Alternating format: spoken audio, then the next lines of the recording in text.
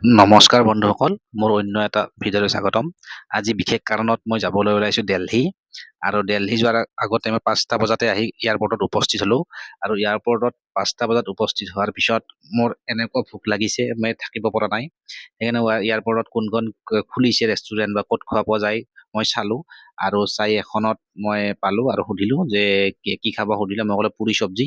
আৰু পুৰি চব্জি প্ৰাইচ যেতিয়া সুধিলোঁ 580 টকা, কিন্তু উপায় নাই, 580 টকাতকৈ ভোকটো বেছি থাকিব পৰা নাই, কাৰণ ফ্লাইটত ইতিমধ্যে 2-3 ঘণ্টা সময় অতিবাহিত কৰিব লাগিব।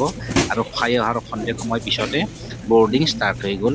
আৰু বৰ্ডিং ষ্টাৰ্ট হোৱাৰ লগে লগে ময়ো শাৰী পাতি আহি নিজৰ শাৰীত থিয় হ'লোঁ। আৰু এজন এজনকৈ ভিতৰলৈ যিহেতু গৈ আছে, আৰু ময়ো পিছে পিছে লাইনত গৈ আছোঁ আৰু ভিডিঅ' বনাই আছোঁ। ভিডিঅ' বনাই গৈ আছোঁ। এতিয়া মই ফ্লাইটৰ ভিতৰত গৈ পোৱা নাই। সেইকাৰণে বাহিৰত থকা ফ্লাইট, ইণ্ডিগ'ৰ ফ্লাইট বা কিবা ৰাতিপুৱা বেছি ফ্লাইট নাথাকে, সেইকাৰণে অলপমান সোনকালেও হয়, চিকিউৰিটি চেকো বেছি সময় নালাগে। এয়াৰ ইণ্ডিয়া এক্সপ্ৰেছৰ ফ্লাইট, এয়াৰ ইণ্ডিয়া এক্সপ্ৰেছত মই আগতে যোৱা নাই, আগতে ইণ্ডিগ'তে বেছি যোৱা হৈছে আৰু এয়াৰ ইণ্ডিয়াত যোৱা হৈছে, এক্সপ্ৰেছত যোৱা নাছিল। আৰু ফ্লাইটৰ ভিতৰত বহিলোঁ, বহাৰ পিছত চালোঁ কেইখনমান ছেফটি ইনষ্ট্ৰাকশ্যন আছে, ফ্লাইটত কি কৰিব লাগে ইমাৰ্জেঞ্চি সময়ত, এইবিলাকে ধুনীয়াকৈ সন্মুখৰ চিটত থোৱা থাকে। সেইখিনি চাই মেলি ফটো এটা উঠাই ল'লোঁ। ফটো উঠাই লৈ যাত্ৰীসকলক এতিয়া সুবিধা হ'ব বুলি ভাবি, আৰু আমাৰ যাত্ৰা খন্তেক সময় পিছতে আৰম্ভ হৈয়ে গ'ল। মানে যিহেতু সকলোখিনি ৰাতিপুৱাৰ ফ্লাইট আৰু সকলোখিনি যাত্ৰী আছিলে উপস্থিত, সেইকাৰণে সময়তকৈ আগতেই আমাৰ যাত্ৰা আৰম্ভ হ'ল। আৰু ভালে হয়, সোনকালে ওলালে সোনকালে গৈ পায়, সেইটো এটা সুবিধা।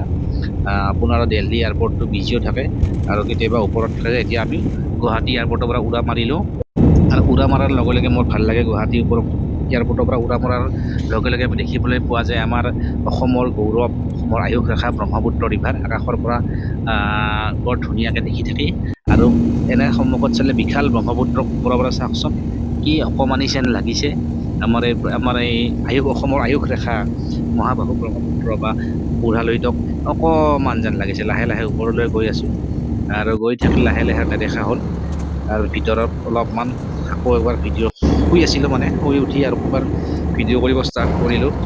মাজে মাজে মানে শুইছোঁ। এতিয়া আৰু পানী খাব মন গ'ল, পানী দিব ক'লোঁ।